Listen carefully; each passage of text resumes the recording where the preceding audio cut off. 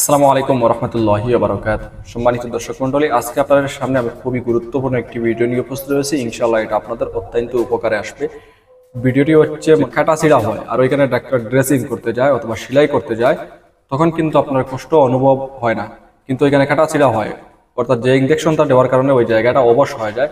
আপনার যতই কষ্ট হোক আপনি কষ্ট অনুভব করতে পারেন না, কষ্ট লাগে না। আজকের আমলটা অনেকটা ওই রকম, অর্থাৎ কেউ আপনাকে প্রতারিত করছে অথবা কেউ আপনাকে কষ্ট দিছে অথবা শয়তানের দুটায় পরে অনেক কিছু আপনি করছেন, এখন শয়তান ভালোবাসা সরিয়ে নিছে একজনের পক্ষ থেকে, কারণ এটাই শয়তানের মিশন।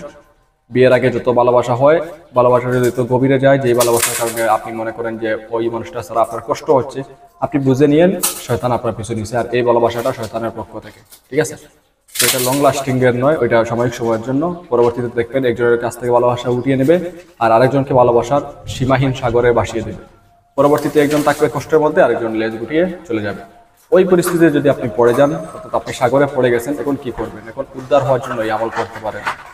এক কথায়, যে কোনো কষ্ট, যে কোনো মুসিবত, যে কোনো প্রতারণা, অর্থাৎ আপনার মনে কষ্ট, কোনো কারণে আপনি মনে কষ্ট পাইছেন, এখন ওই কষ্ট সহ্য করতে পারতেছেন না, অসহ্য কষ্টকর, ওইটা থেকে পরিত্রাণ পাওয়ার জন্য আজকের যে আমল, একটি সিফতি নাম আপনাদের সামনে বলবো, যেটা হচ্ছে ইয়া হাক্কু। তো ইয়া হাক্কু, এটা যদি আপনি দৃঢ় ইয়াকিনে আল্লাহ তাআলার উপর আস্থা, বিশ্বাস, ভরসা ঠিক রেখে আপনি এই আমল করেন, ইনশাআল্লাহ অতি দ্রুত খুবই ভালো ফল পাবেন। ঠিক আছে, তো এই আমলটি আপনি শুরু করবেন, কোনো সমস্যা নাই। আল্লাহ তাআলার উপর পূর্ণ বিশ্বাস রাখবেন আর নিজের উপর এই দৃঢ় ইয়াকিন রাখবেন যে এটার দ্বারাই আপনি উপকার পাবেন। আর বিশেষ করে এটা মনে রাখবেন, যা হয়েছে, যা কিছু হয় সব তকদিরে লেখা, সেজন্য হয়েছে। আবার এটা মনে করবেন না যে এটা কেন হইলো আর এরকম হইলো, এরকম যদি ই করেন তাইলে তো অবশ্যই টেনশনের মধ্যে পড়বেন। মনে করবেন অতীত যা হয়েছে হয়েছে, নিশ্চয়ের মধ্যে ভালোই, আল্লাহ তাআলা কোনো ভালোই রয়েছে। হয়তো আপনি আরো খারাপ পথে যাইতেন বা এটার দ্বারা আপনি উপকৃত না হয়ে আপনার অন্য খারাপ কোনো কিছু হয়ে যেতে পারতো। এতটুকু হয় নাই, যতটুকু হয়েছে তাতেই বেশ, এতেই আপনি শুকরিয়া আদায় করেন যে আর তো আমার এর থেকে বেশি হতো কিছু হইতে পারতো, এর থেকে যে বেশি কিছু হয় নাই, এতটুকুই হয়েছে।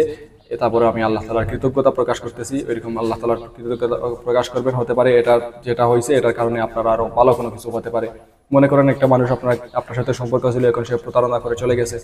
ঠিক আছে, এখন হয়তো হতে পারে তার চেয়ে ভালো কেউ আপনার কাছে আসবে। হয়তো এটাও হতে পারে তার জন্য আপনি কষ্ট পাচ্ছেন, কিন্তু সে বিয়ে করে আপনার সাথে সংসার করতো না, দু একদিন আপনাকে তার ওইখানে রেখে তারপরে তো দিয়ে দিত, বা সংসারে অশান্তি, যায় ঝামেলা সৃষ্টি থাকতো।